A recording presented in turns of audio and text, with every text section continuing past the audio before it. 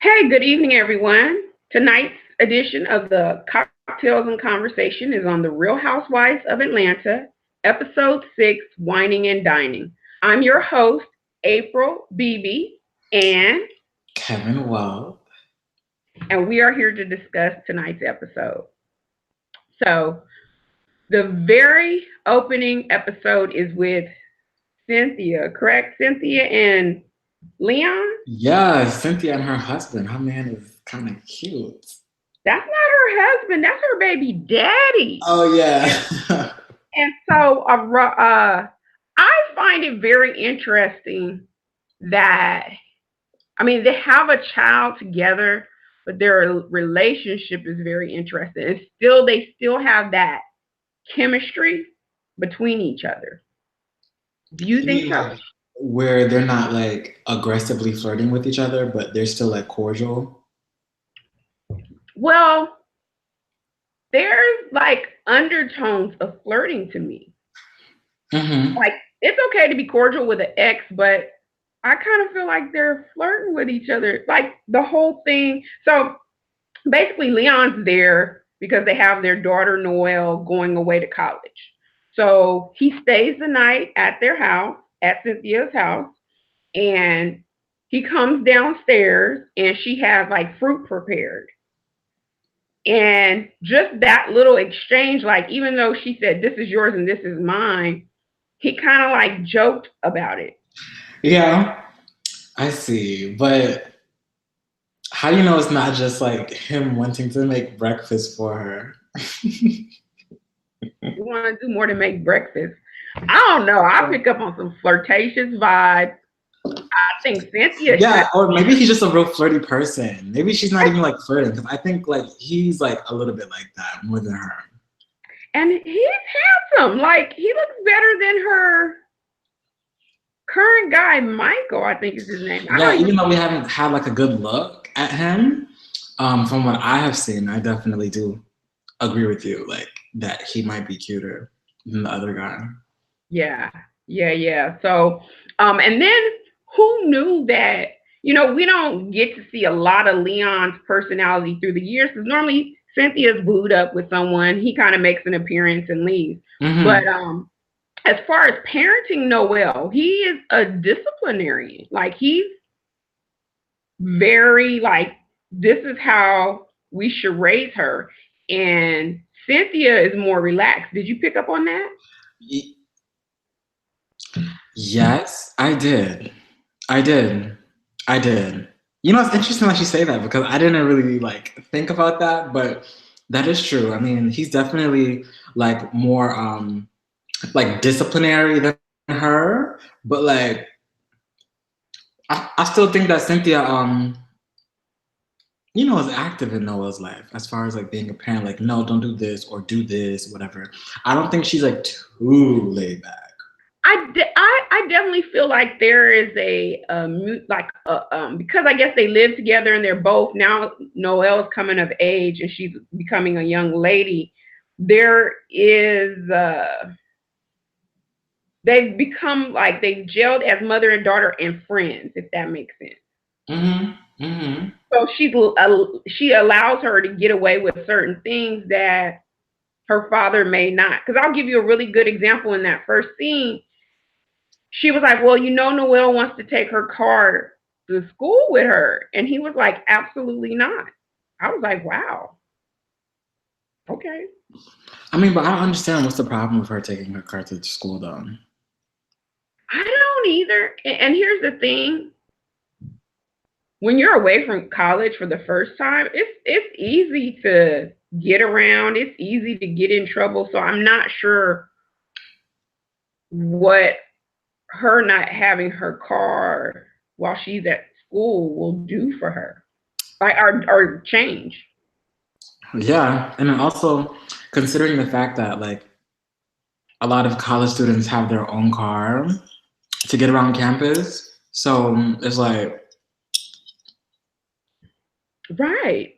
And like my niece, she went away to college. She's a sophomore now, but she doesn't even drive. She Ubers everywhere. So mm, in this day and age, you don't necessarily need a car, but I would think, I don't know. I just, like I said, I don't really see what would change for her if she brought her car. Yeah, I don't know what else would change for her, honestly, by not having a car, except the fact that she's probably gonna be more unhappy because she has to like walk all over campus or something, and rack up Uber bills and Lyft bills, getting from place to place. I'm sure her mom will pay for it. Okay, I mean, if she's down with that, whatever floats your boat and coats your throat. But can we talk about So Shamar, I'm sorry. Shamia having dinner with Todd and Kandi? Oh, yes, Shamari and Ronnie meet up with Kandi, and they have Is a it talk. Shamari or is it Shamia? Shamari. It's spelled Shamari. Am I pronouncing it wrong? I don't know. I thought it was Shamia. Oh, somebody else must Shamia be. is the chocolate girl that just had a baby. That's not. She doesn't hold a peach this year. That's No, Portia's friend, right? the pretty girl that was a friend to the show. She went to Barcelona with them last year. Isn't that Shamia? I think so. Is that Portia's best friend? I guess so. Porsha or Kandi. I never could figure that out because remember there was that tug of war at one point. Okay, but yeah, so they have dinner at this really nice Tex-Mex grill. And they basically talk about Shamari's discussion at Cynthia's house about coming out saying that she had an open relationship with her husband, her now husband, Ronnie. And then it seemed like she was kind of seeking Kandi and Todd's like advice, like how do you guys deal with it, you know? I mean, my thoughts was like, why is this even a topic of conversation about having an open relationship back in the 90s? Like, how does this apply to the 90s? Wasn't this in the 90s? No. When was this? The 80s? The 2000s. Shamari's not that old. Oh. Ronnie dated younger, and you can kind of tell by the vibe in the relationship, so he can have more control. Ronnie's like my age, if not older. Are you serious? Yeah, Shamari's in her 30s, I think. Maybe 30, 31. I think Eva might even be older than Shamari. Wow. You don't have me fact checking that one. That's crazy. Yeah, she was like a little girl. Shamari Spears was her, I think, her original name. By the way, viewers, Kevin is currently overcoming the common cold, so I might sound a little bit stuffed up, you know, sucking on some halls right now. So silly. So Shamari is 38 years old. Okay. She was born in 1980. Okay. But I don't think, you know, the topic of sex comes up to me because Shamari's new to the show, to the cast, and I think she's trying to add an edge of raciness, you know. Normally the whole sex talk is always on who? Kandi. So now we have this other sexually fluid creature, or I shouldn't call her creature, sexually fluid person on the show. And so that kind of takes some of the heat off of Kandi and Todd. Yeah. I don't know. I mean, I just thought like it was very irrelevant, but I guess like, you know, I guess producers had to like talk to Shamia or Shamari like to say like bring up this old thing, whatever. But honestly, I wasn't too crazy about that scene.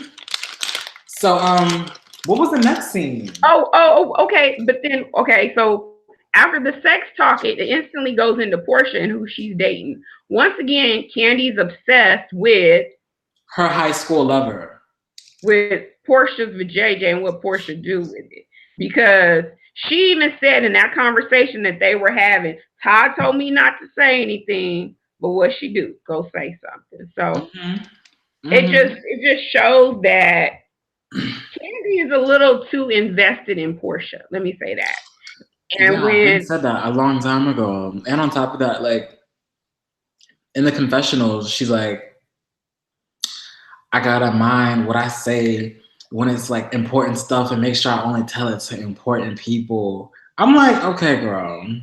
But Shamari and her husband, they have nothing to do with this. no, and see, I feel like that's like industry talk. Like, really, they both work for Kandi, Shamari and Ronnie. Really? They'll give the vote open for Escape there, and then she wrote a song for Shamari's group back in the day. So, I mean, Candy's their boss, really, their employer. So they entertain her, but there's really nothing to entertain. And if you notice, Ronnie is your typical guy. He checks out a female bickering, and he kind of checked out tonight when they started talking about Porsha and Dennis.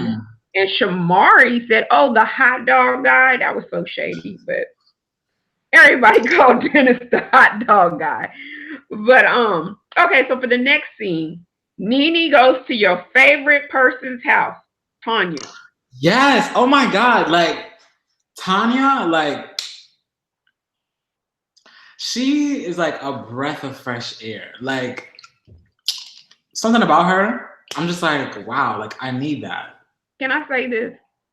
I love that secret closet. Oh my gosh, I love that closet. Yeah. That closet is life. It outdoes Marlo's closet. Like, that's the closet of all closets right there. But NeNe said it was kind of small. Yeah, and that's what I have in my notes here. I was like, see, NeNe shade Faye. Okay, so you go over to her house and then you throw shade about how small her house is. Her house may not be 10,000 square feet like yours and have roaches, but to me it was nice. Like, that wasn't necessary. I'm like, okay, if this is your new friend, that's like me coming over your house. I'm like, oh, that's nice. And then in the confessional, oh, it's small. Well, if it works for you, it works for you. And right now, it's working for Tanya. And honey, I will move in that house in a heartbeat. Right. And also, she's booked and busy. She has a man in San Francisco. They have their own IT company. Okay, they don't own a swag boutique, honey. They own a company, businesses. They don't want a swag boutique. Yeah, but like, I definitely like to see Tanya. She like I just really like her, and I would really love to see her and Porsha like in a scene together where they're just hanging out, like laughing, because they have that same vibe. I bet you. He calls it bubbly, but I guess you could call it bubbly. See, okay, we gonna agree to disagree on Tanya, because I'm thinking she's Team Taurus because she's too much of a boss, and I want to know more about her. But I feel like she is about her business. And I really, really want to know more about her. I don't agree with the Porsha thing. She's a boss in her own right. I don't align her with none of them women on they could just give me a whole show about her. I want to see her go to work. I want to see her fly to San Francisco. I want to see her the inside of her house. I want to see what kind of boss she really is. That's what I want to see. You know, now that I think about it, did you even see her man at the table? I thought he was a light-skinned brother and introduced himself. See, now I'm going to have to go back and look. But you guys out there in YouTube land, did y'all see Tanya's man at the Bourbon and Booze party? If so, comment down below. Like, I think it was very brief. I think it was very brief.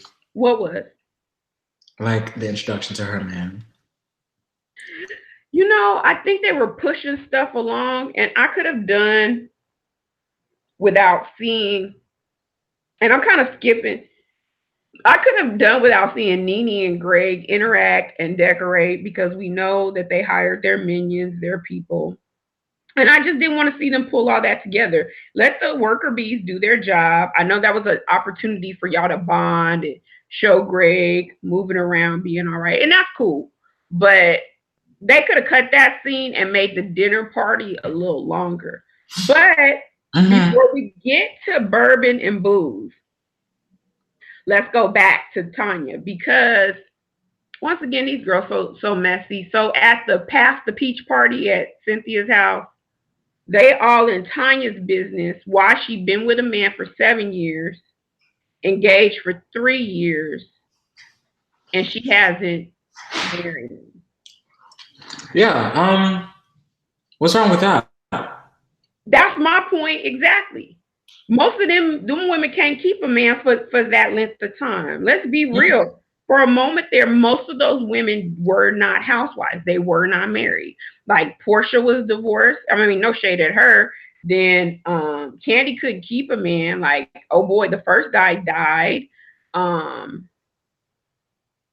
I'm trying to think who else is there. Oh, Cynthia chased off Peter. She let the show chase off Peter. Like nobody was technically married, and even Eva, she's not married right now. Mm-hmm. So I'm just like, what's wrong with being with someone long term?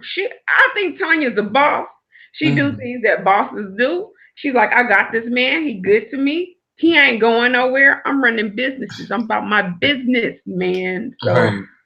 I just wish those ladies would leave her alone. But okay. You know, I gotta find her Instagram account so that I can do some snooping. Yeah, you know what? For our next session, we both gotta do like find out her full name, her company, just all that, because she a boss. And yeah, she's from Silicon Valley. Like, could you imagine if she's like familiar with like Bitcoin? Of course, I bet you she is. If you think about it. Yo. Oh. If she's interested in Bitcoin, she's truly a queen. Like, you are funny. Well, I stand immediately. Her man's in San Francisco. How could she not know about Bitcoin? Right, that's what I was thinking. I'm just saying. But okay, before we get back to the bourbon and booze, let's go to the next scene. So your girl Porsha is in her Bentley with purple hair, talking on the phone to her sister. Mm-hmm. Remember that? And she's going to go meet. She's basically first she's talking to her sister and she's giving her the rundown with the meeting with her and Kandi. Like, I don't know why this girl's all in my business. You know how it ended before, blah, blah, blah. And so they meet up wherever they meet up. I can't remember where, but here's one of the things I noticed about Kandi. Every time she go to meet with somebody for lunch and she ordered just water, it's a serious conversation. Have you noticed that?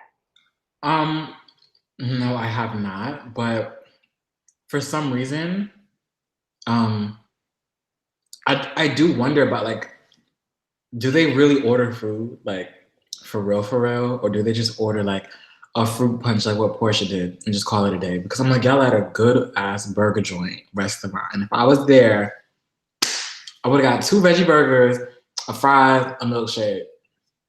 They order.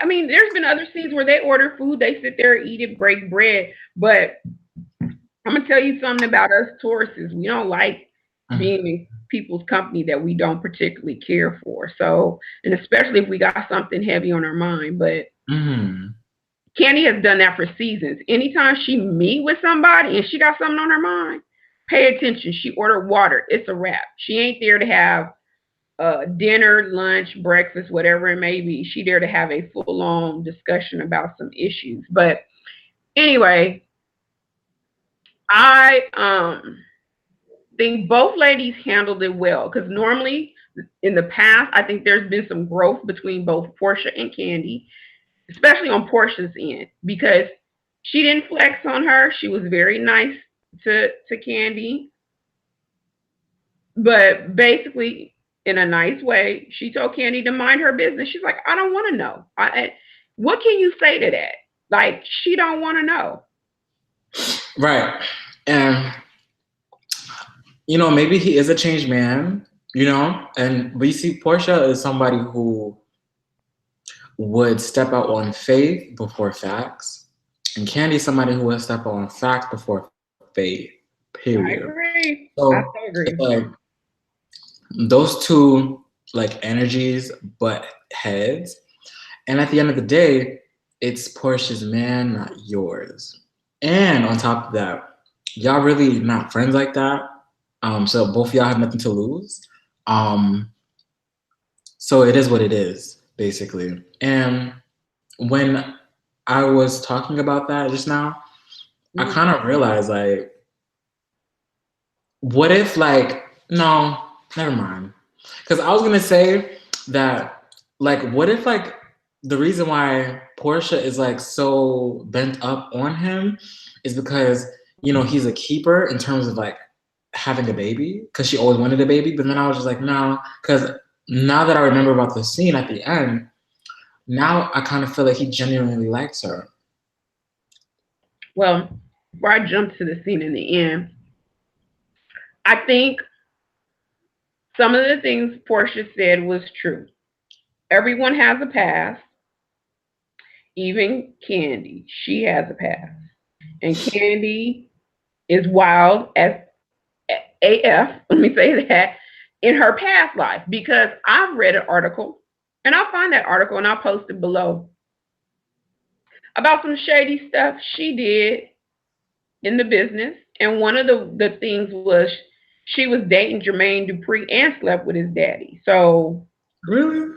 yeah, I'll post that article. I'll put the receipts down below, and I won't forget that one. But you know, in my mind, I'm like, who are you to worry about Dennis? Porsha's not your sister. She really Hello. not your friend. Hello. She's somebody you want to bump uglies with. Let's be honest. Right. Period. That's your high school crush. You need to back up. She has her own life. Okay, period. He said high school crush. I hear you though. I'm just like, Kandi, go sit yourself down somewhere and go have your surrogates, have your twins, okay? That's Okay. what you need to do. And go worry about Riley and Ace, and that's what you need to do. Don't worry about that girl's vagina, please. Please. Knock it off. But okay, so the next scene is back to Noel, Cynthia, and Leon. They go over that college crap again, and Cynthia slips up and says, "Oh, Noel, you wanted something to drink?" And he was like, Leon was like, "What are you doing? Like, she's not old enough to drink." How old is she? Like, what, 19? I think 19, yeah. Girl. And Cynthia was like, "Well, she gonna be doing it in college." And he was like, "I'm not condoning that behavior." I was like, oh my, oh my. I guess. I mean, that was just a scene. It's not much to it. right. And if she can, like, have a sip, I mean, let her have a sip, to be honest. But, She gonna be dipping in and doing it in college anyway, so. Well, I just want to reiterate the fact that I do believe that Cynthia's child's father is very attractive. And he gives me bi tease. He gives you who? Bi tease. Like, he could be bi-curious or bisexual. But Oh, that's yeah. besides the point. Oh, he is? Well, I've heard that. So, he's been in the industry for years. Really? He played in Five Heartbeats. He played in a lot of Temptations. He's played in, I think, Soul Food. Oh, yeah. I've seen Leon in plays.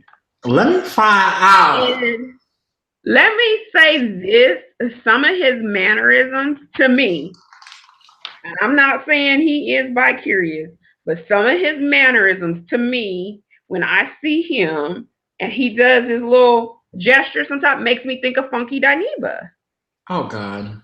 I'm just saying. So I do think he's a little metro, got a little, going on. So yeah, I've heard that about him, and he may be. He may. But so anyway, so the next scene, we finally make it to Boobs and Bourbon, NeNe and Greg's party. Honey, I guess since NeNe opened swag, she done found some low lights to pull in.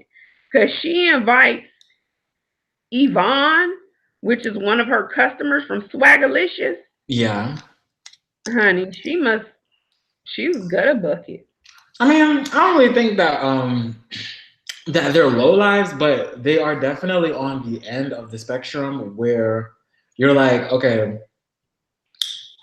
who do you know to get on the show? Because you're not like what producers would normally pick to be on the show. Especially like when I seen her man. I don't even think that's like her Her I don't think they're dress long look term. like Like he seems like a guy who's like her dress looked like Forever 21. Come on, that canary yellow sundress she had on. I actually liked it though. Like she looked I, really pretty in that dress. I But like Marlo's dress. I like Marlo's dress. I liked all of their dresses actually, except for Eva's. Eva didn't even wear a dress. I didn't like NeNe's. I didn't see NeNe's now that I think about She it. was in all white. It was a two-piece. It like tied in the front. She showed a little skin in the midsection. It just was frumpy looking. But oh wait. So let me get back to so Cynthia comes to the party. She don't bring her man. She don't bring Leon. She brings this guy named Marcus. And oh my gosh, who's ever out there in YouTube land, if y'all can find out who Marcus is, but he looks familiar. I know him from another show or something, and he's a filler. I know he is. I'm like, okay, did Bravo hire him? Because I know that man's face from somewhere, and I just cannot figure where. Was he like on like a fashion show? I don't know. It's possible. And his name is Marcus. I held on to that name because I was like, I'm gonna find you, Marcus. Well, was that the next scene? It was the next scene for quite some time. Like, so everybody comes to Boobs and Bourbon, right? You got Marlo with some dude. Who that guy? Milo? Oh, the white guy? Yeah. He looked like top notch like security. Like he could be like the security person for like a show or whatever. But I honestly don't think that he was anybody who she was truly dating. I think that she kind of just knows a white person, and he's the one that was like the first one on her phone list. And she was like, "Hey, you want to come on TV with me for a quick second?" Type shit. Because I really don't think that's like a sugar or anything like that. Because yeah, He wasn't giving me sugar teas. Like he looked very regular. yeah, like a regular person I could find in Costco. Like I was literally just You're like, not in Costco. I cannot with you're you. not like somebody who was giving me sugar teas. But um Marlo, but that whole like, okay. I always live for a moment where everybody of the season like comes together or whatever. Yeah. And I really did love, I'm not gonna lie, I really liked that little tension that that girl at the end of the table in the yellow dress had brought. For some reason, She brought ghetto teas. I'm sorry. um The production made sure they painted her as an alcoholic. Every time she had a drink, every time she requested a drink, they made sure the camera was on her. Bravo's wrong for that. But when she first comes in, she has a glass of wine, and NeNe says it's wine tasting or whatever. You watch Yvonne take it to the head, and then she's like, "Oh, I'll need another one." And then they're over there rolling their eyes or bucking their eyes. So the producers already set the tone for her to be an alcoholic and to be a troublemaker. yeah, but like did you see her man? Yeah. You liked him? No, but it's just funny because it's like I know like I don't know that I know, but like I feel like that's not like they're not long term. Like that's like somebody that like who's like your best fuck buddy or something. And like he just so happens to have on a Fendi shirt. And like it's very like Bougetto. So happens to have a Fendi shirt on. Yeah, like it's very he's very Bougetto. I will say that. But with Eva and her now, because they talking about like where they went to school at or whatever. Yeah. And to be honest, I really don't think Eva genuinely remembered, even though I know that Eva lies from time to time. But I didn't get the vibe that she was trying to act like she did not know her or remember her. And that's the thing. I mean, I think that whole scene, they brought Yvonne in to create drama. I truly believe that. And they probably interviewed her or NeNe talked to her when she was at Swagalicious and found out some like tea, like, oh, well, you went to the same college as Eva. Oh, okay. Well, I'm gonna send you over to Bravo, the producers. Let them talk to you about X, Y, and Z. That's what I think. You think she's gonna get a peach? Yvonne, no, she's not gonna get a peach. No. But I think the peach holders are very refined now. They're not gonna create a lot of chaos and drama, or they're only gonna push the envelope so far because they don't want to wind up like Phaedra. What do you mean? Phaedra was booted off that show. I mean, she got booted off because she was fraternizing with production. Production would feed her stuff, and then she would say it on air. I think I can't remember the gentleman's name. It's Jose something. He was like a producer behind the scenes, and he would create stories. Well, one of the stories that he created was the whole thing about the sex dungeon. And when Kandi threatened to sue, things got ugly.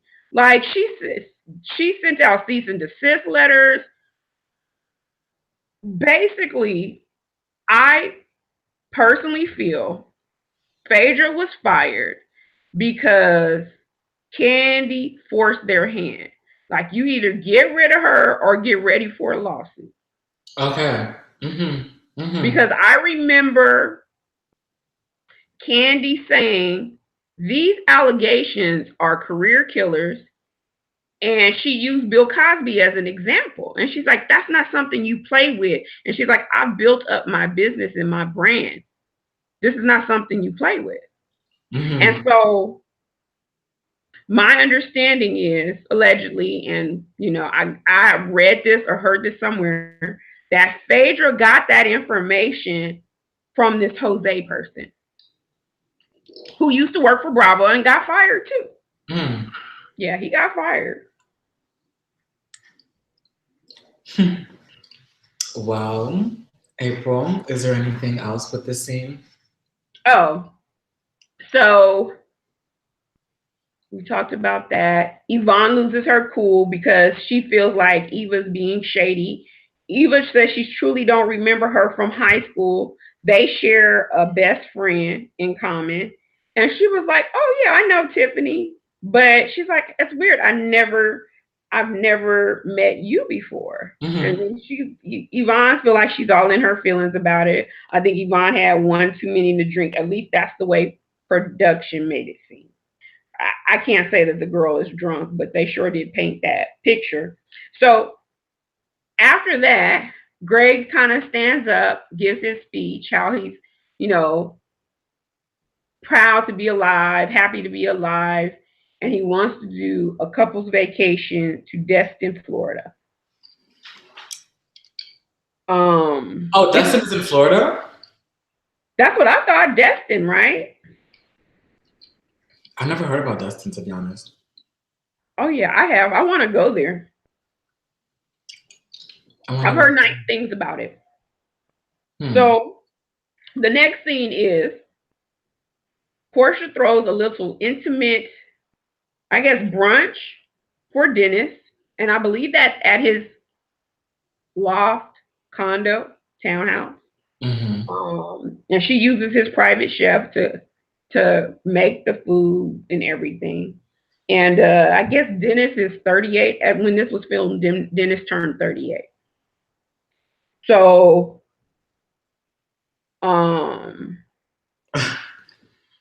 they sit down. I'm sorry, what's wrong? Porsha's acting very giddy. I don't know that it's his birthday or whatever, but she's acting very giddy, and rightfully so. Yeah, because she's gonna deliver him some news. But they sit down, they eat, and she asked him, so what do you think of my friends? And he's like, oh, they cool. He kept it very simple, brief. He's like, oh, they cool. But Porsha kept probing him because she wanted to, like, well, how do you feel about Kandi? And he's like, he could be shady too. He said, oh, he's like, he got dirt on her too, basically. But he's like, I can be cordial. He said, I'm a hugger. And he said, I went around the room and hugged everybody. So he's like, he kind of like, it is what it is. So after that, but I don't know why Candy's so ready to fight him though. Like, huh? I don't know why Candy's so ready to fight him though. Like, she's like, he's more chill about it, and Candy's more like, you know, like, I don't know, like, she just has more tension with him than more tension than he has with her. Well, I think Dennis is just like most men. They don't get involved in that catty with women stuff most of the time. I think on this show, they want the men to be somewhat messy. And for a while there, like Peter, they kept saying Peter needed his own peach because he was so messy. But if you look over time, most of the time the men aren't messy unless they're forced to be messy. And I don't see Dennis. Dennis has that calm, cool, laid back demeanor. He don't want to be involved in that women's stuff. He don't. He don't. You can kind of tell. And then and I have to say, in this scene, I kind of started liking Dennis. Like when they're sitting there talking, it made me like him a little more. Didn't I say that? You did say that earlier. You did. You did. I was just like, if we see a tidbit more of who Dennis is and understanding how he goes about certain things, and even just seeing a little speck of emotion, I think that would really change my perception of him significantly, because I'm given something to look at and be like, okay, he does seem kind of genuine with how he goes about different things. And with him crying, with him finding out like that he has a baby, that was, you know, it just, I was like, it was a touching moment. It was a touching. I mean, it was nice to see. Like, so basically, Porsha gives him 2 gifts. The first box is some baby tennis shoes or baby shoes, and then the next box is a onesie. And he kind of like just stares at her like, what? Like he wants her to say, what does this mean? And she's like, basically, she's pregnant, and she pulls out the little pregnancy stick, and he embraces her, hugs her, and he kind of holds on to her and don't let go. And then when he pulls back, you see he's crying. I thought that was nice to see. But the other, you know, one of the questions I had was, is this Dennis's first child? I think so. Okay. That's another thing I wanted to look into, and I didn't have time because I knew we were going live. But I like the way it ended. I thought that was really cute. I didn't pay attention to next week's preview, but you did or you didn't? I did not. I did not. Oh, do you not like to like see it? Well, I'll be honest with you. I start setting up, so it takes me a minute to set up. So I kind of start walking away when they go into next week's credits. And then I'll probably watch it again. So I'll catch it. I'll catch it after we record. I feel like the important thing is to capture this week's episode, and then I'll kind of hold all my thoughts for our next cocktails and conversations. All right. Well, listen, you guys. This was a special episode of Cocktails and Conversations brought to you by April Beebe and Kevin Welk. And we'll catch you guys next Sunday. April, do you have any announcements that you'd like to make? Yes. Please subscribe to my channel. I'm doing Vlogmas. I'll have a video every day. On December 12th, I'm doing a get to know me video. So look out for that. And then I'm looking to start. I started one video already of love after lockup, and I want to continue on with that. And I would also like to start 90 Day Fiance. So that'll be 3 shows we're trying to tackle in conversation. So yeah, so please subscribe to my channel. I'm loading content every day. And that's about it. Do you have anything to announce, Kevin? You guys will get a lot more videos this month and also leading into January. You guys can subscribe to me if you feel like it. Because you more than likely will feel like it, being the fact that with my videos, we're going to be delving into diving into some deep, deep stuff. So with the people that I have for my interviews, we're gonna get very we're gonna get very intimate, basically. And we're going to uncover a lot of interesting things. So it's called a What's Tea segment. And the What's Tea segment is basically me interviewing a friend. One of them actually is April. And I have about several more people. And this is basically an interview where I talk with my friends about the platforms that they've created for themselves or the platforms that they have as a business or anything to creatively express themselves. So we have a little bit of like filmmakers, actors, stylists. We have people all across the board and they all have interesting stories. And I'm 100% here for having this fun conversation with them. And we're going to be talking about I'm excited for one of them actually, because we're going to be talking about some stuff. So I'm so excited. Oh, sorry. Okay. Anyway, make sure that you subscribe, if you want to. And also, yeah, girl, catch us next Sunday with me and April on Cocktails and Conversations, period. Yes, and make sure you subscribe to Kevin Wells' channel. I'll leave the link down below. The drink that I've already polished off was a Patron margarita for the evening. I will eventually have a video for that and look for Patron margarita. Patron margarita, honey. Wow. Yeah, he said, "Wow." But yeah, so I think that's it, right, Kevin? Yes. Because I have to get to bed and wake up to go to my therapist tomorrow morning. So excited. Well, thank you for joining us. Thank you, Kevin, for being here. And I hope you get well soon. Listen, I'm sucking on these halls like all episode. Like, oh God. But you sound wonderful. You sound great. You sound great. Thank you. But remember to like, comment, and subscribe. Share if you care. And we'll catch you next week. Yes. Goodbye, everyone. Bye for now.